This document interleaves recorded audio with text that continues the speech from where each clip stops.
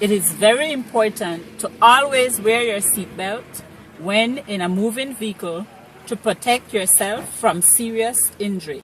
Ensure that the door is closed securely. Then, secure yourself comfortably in your seat with your back against the chair. Next, pull the diagonal belt smoothly across the upper chest.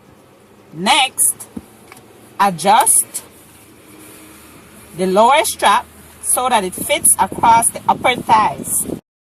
The lower belt is designed to secure the pelvic area from sudden force.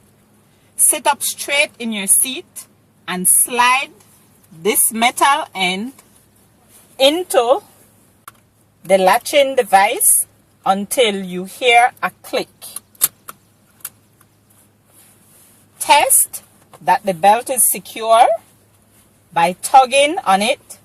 The belt should not come unlatched. Sit all the way back in your seat without slouching or leaning to ensure the belt is resting comfortably across your chest and thighs. Finally, adjust your seat. If you are in the front passenger seat, the farther you are from the dashboard, the safer you will be in the event of a collision. Unbuckle the belt until the journey is over and the vehicle has come to a complete stop. Sit back, relax, and enjoy the ride.